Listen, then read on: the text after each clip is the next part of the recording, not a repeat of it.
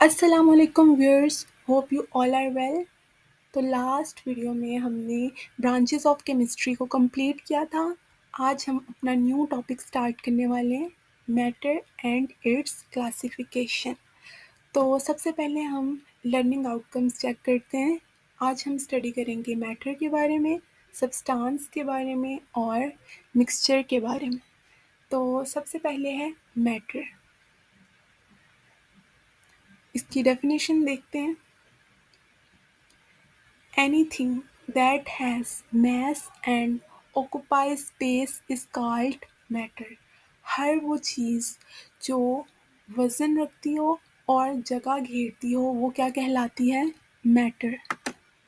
आप अभी भी कहीं पे भी हैं, आप अपने इर्द-गिर्द नज़र दौड़ा के देखें तो आपको हर जगह पे मैटर नज़र आएगा, ठीक है? तो इसकी एग्ज़ाम्पल्स देखते हैं हम। जैसे पानी हो गया, जैसे हवा हो गई, जैसे सोफ़ा हो गया, चेयर हो गई, टेबल हो गया, पेन हो गया, ग्लास हो गया। इवन कि हमारी जो बॉडी है, ये भी मैटर कहलाती है क्योंकि हम भी वज़न रखते हैं और जगह घेरते हैं, ठीक है? तो ये सारी इसकी एग्ज़ाम्पल्स हैं। नेक्स्ट हम देखते हैं स्टेट्स ऑफ मैटर। तो मैटर 3 स्टेट्स में एग्जिस्ट करता है। सबसे पहले है सॉलिड, फिर है लिक्विड और फिर है गैसेस। अब सॉलिड क्या होता है? सॉलिड ऐसा सब्सटेंस होता है जिसमें जो मॉलिक्यूल्स होते हैं वो टाइटली क्लोजली पैक्ड होते हैं एक दूसरे के साथ। मतलब वो सब्सटेंस जो होता है उसकी कोई प्रॉपर डेफिनेट शेप भी होती है, उसका कोई वॉल्यूम भी होता है। जैसे यहाँ पे इसकी एग्जांपल्स हैं, आइस हो गया, ये ब्रिक्स हो गई, मतलब जो ईंटें होती हैं, मेटल्स हो गए, ठीक है? इनमें क्या होता है, आप अगर कभी इन्हें देखें भी तो आपको एक प्रॉपर उनकी कोई ना कोई शेप दिखेगी। आइस भी जब मेल्ट होती है तब वो लिक्विड फॉर्म में कन्वर्ट होती है। अगर मेल्ट होने से पहले आप अगर उसे देखो तो उसकी कोई ना कोई एक शेप होती है, जैसे आइस क्यूब्स, उनकी कोई ना कोई शेप होती है, क्यूब की फॉर्म में वो होता है, ठीक? और उसका कोई ना कोई वॉल्यूम भी होता है। नेक्स्ट है लिक्विड। अब लिक्विड ऐसी स्टेट है मैटर की जिसमें जो मतलब मॉलिक्यूल्स होते हैं वो सॉलिड से ज़रा लूज़ होते हैं, ठीक है? लूज़ली अटैच्ड होते हैं एक दूसरे के साथ। तो इसमें क्या होता है, लिक्विड की कोई प्रॉपर शेप नहीं होती, लेकिन इसका वॉल्यूम होता है। अब इसमें क्या शामिल होता है, जैसे ब्लड हो गया, जैसे वाटर हो गया, जैसे यूरिन हो गया। मतलब ब्लड, खून, वाटर, पानी और जो यूरिन होता है जो पिशी को बोलते हैं। नेक्स्ट है गैसेस। अब गैसेस मैटर की ऐसी स्टेट है जिसका ना तो कोई वॉल्यूम होता है, ठीक है? डेफिनेट वॉल्यूम नहीं होता इसका, और ना ही उसकी कोई प्रॉपर शेप होती है। मतलब इसमें शामिल हो जाते हैं वाटर वेपर्स, मतलब जैसे वो भाप जो होती है स्टीम की फॉर्म में जो होते हैं वाटर वेपर्स।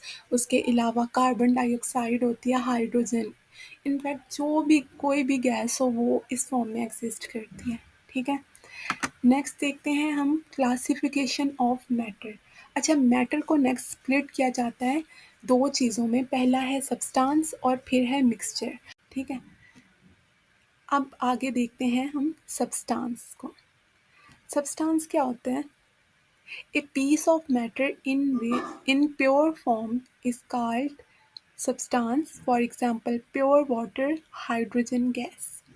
अब ये मैटर का ऐसा पीस होता है, ऐसा पार्ट होता है जो प्योर फॉर्म में, खालिस फॉर्म में एग्जिस्ट करता हो। अब इसकी एग्जांपल में जैसे प्योर वाटर होता है, प्योर वाटर में कोई जर्म्स नहीं होते, कोई पार्टिकल्स नहीं होते। इनफैक्ट ठीक है, जब आप उसे बॉयल भी करेंगे, अक्सर होता है आप पानी आपको वैसे देखने में साफ़ लग रहा होता है, लेकिन जब आप उसे बॉयल करते हो तो उसमें कुछ इम्प्योरिटीज़ वगैरह होती हैं जो पेंदे में बैठ जाती हैं।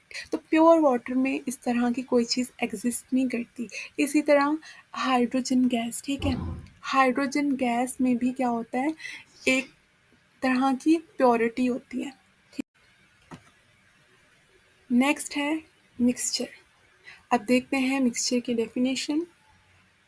Impure matter is called a mixture. For example, mud, sea water and smoke etcetera. वो मैटर जो खालिस फॉर्म में नहीं होता, जिसमें कोई ना कोई इम्प्योरिटी पाई जाए, वो मैटर क्या कहलाता है? मिक्सचर। मतलब जिसमें दो या दो से ज़्यादा चीज़ें एग्जिस्ट करती हों, तो वो मिक्सचर कहलाता है। तो इसमें हम देख सकते हैं मड। अब मड क्या होता है? मड खुद तो खालिस फॉर्म में एग्जिस्ट नहीं करता। ये कैसे बनता है? ये वाटर और डर्ट जो होती है, जो मतलब गंदगी होती है, मतलब मट्टी वगैरह जो होती है, उनके उनका जब उन मिक्सचर होता है वो मड कहलाता है। इसी तरह सी वाटर।